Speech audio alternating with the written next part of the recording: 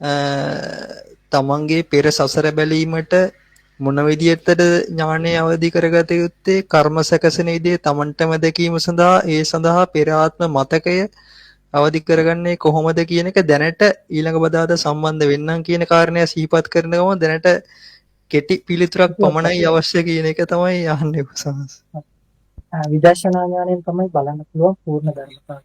ඒකෙදි අපි භාවනාවට සමයදලා භාවනාවේ ඵල පූර්ණ වෙනකොට භාවනාවේ ඵලයන් පූර්ණ වෙනකොට අපේ භාවනාවේ ඵල පූර්ණ වෙනකොට විඥානයේ ඒ භාවනාවෙන් ඵල පූර්ණ කරන ධර්මතාවය විඥානයේ උපාදාන වීමක් වෙනවා. ඒ උපාදාන වීම තමයි භාවනාව පූර්ණ වෙනකොට අපේ භවය සමාධිය කියන ධර්මතාවයක් විඥානයේ උපාදාන වෙනවා. සමාධිය කියලා කියන්නේ අපි මේ කයයි විඥානය අතර තියෙන ඒ කියන්නේ මේ විඥාණයෙන් කයත් එක්ක තියෙන සම්බන්ධතාවය මිදෙනවා විඥානය. හරිද? මේ විඥාණයනේ සතර භව තරණය කරන්නේ විඥාණයනේ මේ සියල්ල උපාදානය වෙන්නේ විඥාණයනේ මේ හැමදේම කරන්නේ නේද? විඥානයේ චේතනාව තමයි මේ හැමදේම කරන්නේ. ඒතකොට මේ විඥාණය අරමුණුගත වෙන තත්ත්වයටපත් වෙනවා. ඒතකොට කයත් එක්ක තියෙන සම්බන්ධතාවය මිදෙනවා සමාධියට එනවා. සමාධියට ආවහම තමයි පාරමිතා පූර්ණ කරපු වෙනකුවේ පෙර භව කුසලයේ ශක්තිය විඥානයේ තියෙන කර්ම ශක්තියක් ඇතිවෙනවා. අන්නේ කර්ම ශක්තිය තමයි එර්ධි ශක්තිය වෙන්නේ. අපි මේකට එර්ධි ශක්තිය කියලා කියන්නේ විඥානයේ චේතනාව ඇති කරගෙන මේ ශක්තිය Tamanට පාලනය කරන්න පුළුවන් තත්ත්වයටපත් වෙනකොට විඥානය එතනදී අපි මේක එර්ධි ශක්තිය කියන නාමයෙන් හඳුන්වනවා. එර්ධි ශක්තිය. එර්ධි කියන්නේ Tamanට පාලනය කරන්න පුළුවන්. නැත්නම් අපි මේක හඳුන්වන්නේ කර්ම ශක්තිය හැටියට. කර්ම ශක්තිය මණ්ඩලය. කියන්නේ කුසල් කර්ම ශක්තිය මණ්ඩලය. ඒතර මේ විදිහට සමාධියට ඇවිල්ලා සමාධියත් එක්කලා තමයි අර විඥානයේ තියෙන කර්ම ශක්ති මණ්ඩලය පාලනය වෙන්නේ. මේක පාලනය වෙනකොට තමයි හෘදි භව ධර්මතාවය පහළ වෙන්නේ. ඊට පස්සේ හෘදි භව ධර්මතාවය ඇති වුනහම අන්න ධානය කියන පූර්ණ වෙනවා. ඒතර ධානය කියන්නේ මම මුලින් කිව්වනේ ධානය කියලා කියන්නේ මේ හෘදි ශක්තිය ඒතර අර හෘදි භවයේ හෘදි ශක්තිය පහළ වුණ ගාම අර හෘදි භවය පහළ වෙනවා. කොහොමද ඒක පහළ වෙන්නේ කියන දේ ටිකක් දීර්ඝ ධර්මතාවයක්. ඒකින්ද මම කෙටියෙන් කියන්න බෑ. හෘදි භවයක් පහළ වෙන්නේ කොහොමද කියන්නේ. ඒකෙදි මට කියන්න තියෙන්නේ දැන් ඔය දරුවෝ අහලා ඇති සමහර වෙලාවට භාවනා කරනකොට හරියට දන්නේ නැති කෙනෙක් එක්ක භාවනා කරොත් අපේ මේ දැන් සමහර අය විඥානය කියන සමහර අය මනෝකය කියන විවිධ නම් වලින් හඳුන්වනවා. ඒතකොට මේ හෘදි භවය ශරීරයෙන් අයින් වෙලා යනවා. ඒක මායයටත් අල්ලගන්න පුළුවන් කියලා සමහර අයගේ එහෙම මතයක් තියෙනවා. නේද? ඒතකොට ඒක දුර්මතයක් නෙමෙයි. ඒක මතය හරි. නමුත් මේක හරි ධර්මතාවය මොකද්ද කියන දේ යාලා දන්නේ නැහැ. හරිද?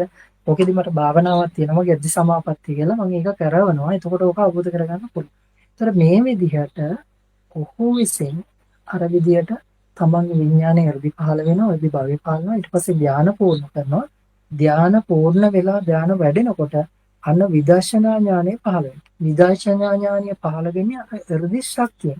ඒතර මේකට විදර්ශනා ඥානය කියලා කියන්නේ මේ විශ්වයේ පවතිනා වූ ධර්මතාවයන් සහ සත්‍යයේ භව ධර්මතාවය මේ යන ලෝකෝත්තර මාර්ගයේ ධර්මතාවයන් තමන්ට දකින්න පුළුවන් අවබෝධ කරගන්න පුළුවන් ධර්මතාවයට හේතු වෙන ඥානයක් තමයි මේ පහළ වෙන්නේ.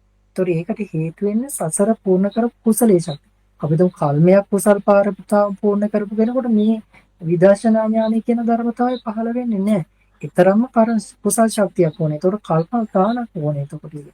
එතකොට මෙන්න මේ විදර්ශනා ඥානය තුළ පුළුවන් විදර්ශනා ඥානය තුළ එතකොට හෘදි භවයේ පහළ වෙන මේ විදර්ශනා ඥානය තුළ එතකොට මේ විදර්ශනා ඥානය පහළ වෙන්නේ හෘදි ශක්තිය. එතකොට අපි මේකට කියන්න පුළුවන් අපිට හෘදි දැකීම කියන්න පුළුවන්. එතකොට විදර්ශනා ඥාණයෙන් දකින්නවා කියන්නත් පුළුවන් හෘදියෙන් දකින්නවා කියන්නත් පුළුවන්. ඒ තරම්ම ඉහළයි. එතකොට දැන් මේ විදර්ශනා ඥානය පහළ වුණ කෙනෙක් තමන්ගේ මේ හෘදි ශක්තියෙන් දැන් හෘදි ශක්තිය තියෙන්නේ තමන්ගේ විඥානය. එතකොට මේ විඥානයේ තියෙන ශක්තිය එතන කර්ම ශක්තියක් ඇටියට මේ තමන්ගේ භවය වටේ නිර්මාණය වෙනවා. ඇති වෙලා තියෙනවා. ශක්ති මණ්ඩලයක් තියෙනවානේ එතකොට. දිශක්ති මණ්ඩලයක් තියෙනවා. එතකොට අර විඥානයේ චේතනාව ඇති කරගෙන මේ ඵලය පූර්ණ කරපු කෙනාට විඥානයේ චේතනාව ඇති කරගෙන ඒ චේතනාවෙන් තමන් අරමුණු කරන ධර්මතාවය තුළ හැබැයි මේ ධර්මතාවය පූර්ණව පහළ වෙලා තියෙන්නට ඕනේ විඥානය. නේ? භාවනා ඵල පූර්ණ කරගෙන මේ හැමදේම පූර්ණ කරගෙන එන්නට ඕනේ. ඇවිල්ලා තමන්ට එල්ලි පහළ වෙලා කියන දේ තමන්ට අවබෝධ වෙන්න ඕනේ. ඒකට තමන්ට විඥානයේ චේතනාව ඇති කරගෙන තමන්ගේ මේ ශරීරයෙන් එල්ජි ශක්තිය පාලනය කරලා පිට කරන්න පුළුවන්. ඒ තත්ත්වයටපත් වෙනවා. ඒතර ඒ තත්ත්වයටපත් වුණාම තමන්ට පුළුවන්කම තියෙනවා විදර්ශනා ඥානය තරම් ඥානයකට ආවහම තමන්ගේ විඥානයේ චේතනාව ඇති කරගෙන අර හෘද ශක්තිය පාලනය කරගෙන තමන්ගේම විඥානය හරහා අතීත කාලය දක්වා මේ හෘද ශක්තිය ගමන් කරවන්න පුළුවන්. ඒතර තමන්ගේම විඥානය බලලා තමන්ගේ විඥානය හරහා විඥානයේ මේ හෘද ශක්තිය පාලනය කරනවා තමන්ට දකින්න පුළුවන් වෙන විදිහට විඥානය. අන්න එතකොට තමන්ගේ පෙර භව ඊළඟ භවයේ පෙර භවයේ බලාගෙන ඒතර මේ තමන්ගේ තියෙන විදර්ශනා ඥානය අනුව කර්ම ශක්තිය අනුව බුදු කෙනෙකු මේ ධර්මතාවය ගොඩක් කියලා ඊළඟට පසේ බුදු ඊට පස්සේ රහතන් වහන්සේලා අරහත් ත්වයටපත් වෙනවා ඊට පස්සේ මාර්ග මේ වගේ ධර්මතාවයක් තියෙනවා. අන්නේ එරදියෙන් දකින්නවා කියන්නේ තමන්ගේ භවය මෙන්න මේ ආකාරයෙන්.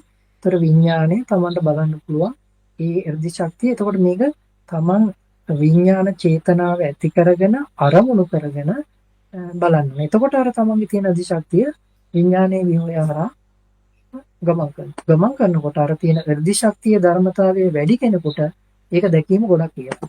ඒක එර්දි දැකීම අඩුයි නම් දකින්න බෑ. අඳුරතල පේනවා වගේ පේන. ඒක පූර්ණව තමන්ගේ දැකීම කොයිතරම්ද කියනවනම් තමන් කැඩකතකින් බලනවා වගේ මේක දකින්න පුළුවන් තමන්ගේ පෙර භවයේ ඊට පස්සේ පෙර භව ධර්මතාවය. බුදු කෙනෙකුට එවැනි ධර්මතාවයක් තියෙනවා. මෙන්න මේ ආකාරයෙන් තමයි අපි එර්දියෙන් දකින්නේ තමන්ගේ භවය. තමන්ගේ භවය එර්දියෙන් දකින්න ධර්මතාවය. පැහැදිලිද?